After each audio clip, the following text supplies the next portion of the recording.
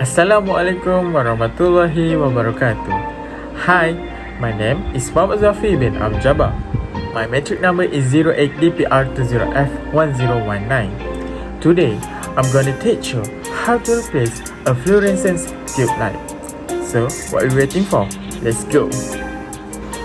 Firstly, the lamp is turned off and unplug it from the wall. This is very important when working with electricity.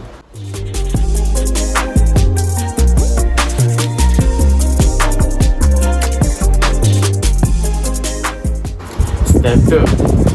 The tube is removed by gently twisting 90 degrees to release it. But remember, please handle all tube carefully.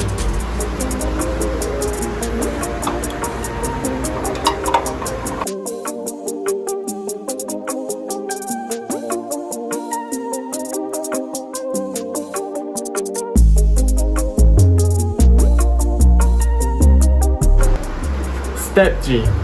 The holder is cleaning it if there has a dust. Do not use wet towel when cleaning it.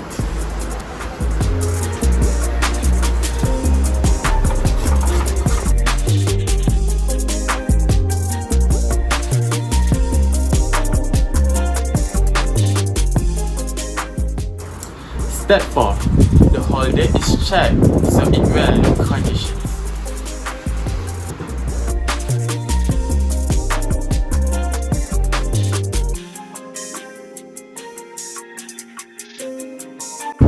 Step 5. The new tube light is taken and put it in the holder by twisting 90 degrees. But please handle it carefully.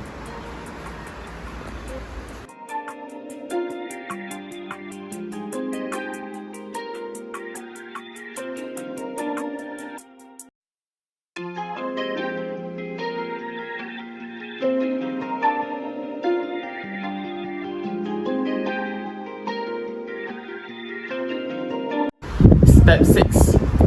The plug lamp is plugged in to test the light.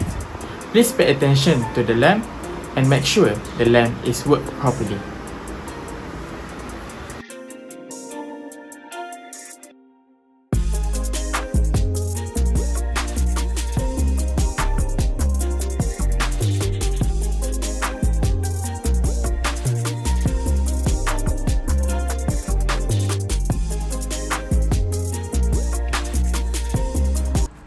There are simple steps that you can follow to replace a fluorescent tube light.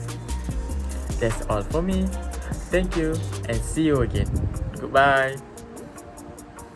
All it's spring, like everything is new.